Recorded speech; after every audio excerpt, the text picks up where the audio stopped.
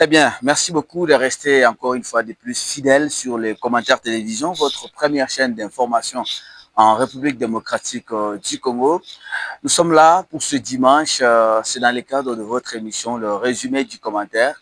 Le résumé du commentaire, c'est cette émission que nous faisons chaque week-end pour pouvoir décrypter ou résumer l'actualité des points chauds de la semaine et bien sûr l'actualité hebdomadaire, bien entendu. Mesdames, Messieurs, je suis Jonathan Boukassa, je suis responsable de ce média en ligne, le Commentaire TV. Alors, l'actualité pour cette semaine a été largement commentée, a été largement dominée par le débat autour de la loi référendaire en République démocratique du Congo. Comme vous le savez peut-être, la loi référendaire a été initiée à l'Assemblée nationale, puis votée à l'unanimité par la majorité des députés nationaux, avant d'être soumise, bien sûr, pour examen à la Cour constitutionnelle de la République démocratique du Congo, chose qui a été faite, et cette loi a été validée par la Cour constitutionnelle malgré quelques amendements. Alors pour l'instant, nous attendons la promulgation de cette loi par le président de la République, Félix Antoine Tshisekedi Tshilombo. Mais cette actualité, parce que c'est grâce à cette loi que nous serons conduits, bel et bien, s'il le faut, au changement de la Constitution, si seulement le pouvoir en place veut tenir à ce projet de changer la Constitution de la RDC. Alors, le débat est vraiment houleux, dans ce sens qu'il y a beaucoup de réactions qui visent de partout. Il y a des réactions qui visent de partout. D'abord, on doit vous rapporter que le professeur Jack Joly, qui est rapporteur de l'Assemblée nationale, avait donné tous les aspects de cette loi référendaire. Et puis, c'est à partir de ces éclaircissements que beaucoup de ceux qui, en quelque sorte, maîtrisent ce qu'ils font, ont cherché à donner leur point de vue. C'est le cas, par exemple, de Christian Moleka, qui est analyste indépendant en République démocratique du Congo, a lui montré son point de vue. Il estime que l'opposition est en train d'être endormie par certaines stratégies du pouvoir en place, parce que lorsque vous prenez les sit-ins du mois de mai dernier, vous prenez la manifestation devant le palais du peuple, et l'écart qui est passé entre plusieurs manifestations projetées par l'opposition actuellement en RDC, vous comprendrez qu'il y a d'abord d'un côté la question d'un dialogue qui s'annonce, il y a également cette attente de la promulgation de la loi référendaire, ce qui signifie que l'opposition est en quelque sorte mise en berne par le pouvoir en place. Et on ne sait pas, plus particulièrement, quelle sera la suite de cette tractation politique en République démocratique du Congo. Mesdames et messieurs, vous devez toutefois retenir que la C64, la coalition de l'opposition qui réunit notamment Martin Fayoulou, Jean-Marc Kabounda Kabound, Délice Sanga et plusieurs autres personnalités politiques de la RDC, dont peut-être Prince Epengue et les autres, vous comprendrez qu'eux ne se sont pas fatigués. Ils projettent plusieurs manifestations dans le futur, notamment au mois de septembre. Mais on se demande si cela aura lieu parce que la fameuse activité du mois de juillet dernier, du 12 juillet dernier, qui a été prévue au Palais de la Nation, n'a pas eu lieu. On se demande si réellement cette ces manifestations qu'ils prévoient auront lieu ici en RDC, vu ce qui s'est passé comme écart depuis qu'ils ont projeté les autres manifestations.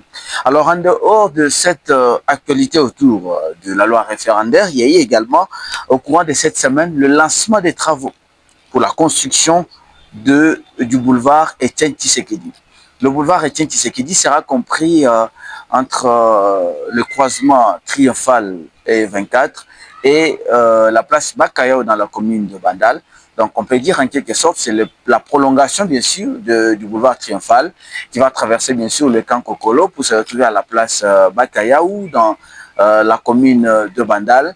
Alors, cette route a été lancée par le gouvernement provincial de Kinshasa, notamment par le gouverneur Daniel Bumba, en présence de plusieurs autorités, dont le président de la République, Félix Tshisekedi Tshilombo, qui a été présent lors du lancement de ces travaux. Et on doit vous rappeler que cette route sera d'une importance très capitale pour les habitants de Kinshasa parce qu'elle pourra, en quelque sorte, désengorger les embouteillages qui menacent surtout les Kinois, la place Oasis à Bandal, également plusieurs coins de cette commune de Bandal qui y sont menacés par les embouteillages. On doit également vous dire que la manifestation de ce lancement a été, cette activité a été s'est déroulée bien sûr le mardi 12 août dernier. Et cette route de plus de, plus de 2000 mètres, donc près de 2 kilomètres, pourra comprendre 8 voies de circulation, dont 4 voies par sens. Donc chaque sens aura 4 voies et l'autre sens 4 voies. On parle également du trottoir pour les piétons, également d'une signalisation routière très complète. C'est vraiment très rare à Kinshasa de voir en pleine ville comme à Bandal. Peut-être on le dira, c'est peut-être la première fois que Bandal aura la chance d'avoir un boulevard à cette envergure. C'est presque une autoroute que Bandal va connaître cette fois-ci. La troisième nouvelle qui a plus marqué au cours de cette semaine, c'est également cette injonction donnée par le président de la République, Félix Tshisekedi, qui a enjoint au gouvernement de pouvoir faire en sorte qu'il y ait une rentrée scolaire apaisée sur l'ensemble du territoire national. Mesdames, Messieurs, rappelez-vous que la rentrée scolaire de cette année aura bel et bien lieu le 1er septembre prochain, ce sera un mardi, et le ministère de l'Éducation nationale et Nouvelle Citoyenneté, qui est chapeauté par Madame Raïssa Malou et secondé par le vice-ministre Théodore Kazadi-Moïla, a déjà pris des mesures concrètes pour pouvoir amener nos enfants dans de bonnes conditions dans leur parcours scolaire. Donc, le mardi 1er septembre prochain, ces enfants seront donc de retour sur les bancs de l'école. Les parents sont appelés à bien se préparer pour pouvoir permettre qu'il y ait une rentrée très effective dès le premier jour de la rentrée. Mais aussi, il y a un problème, c'est qu'il y a beaucoup des voix qui s'élèvent à travers les provinces, notamment les syndicats des enseignants, j'allais dire, qui s'élèvent pour dénoncer l'impaiement de plusieurs mois d'arriérés des enseignants dans plusieurs provinces de la République démocratique du Congo. Je sais bien que le gouvernement pourra donc tenir compte de toutes ces demandes des syndicats des enseignants pour pouvoir permettre une rentrée scolaire plus effective. Mesdames, Messieurs, au cours de cette même semaine, il s'agissait également de ces grands communiqués du gouvernement national dirigé par Madame Judith Soumine Toulouka. Il s'agit donc d'une nouvelle formule d'engagement de mandataires des entreprises publiques de l'État.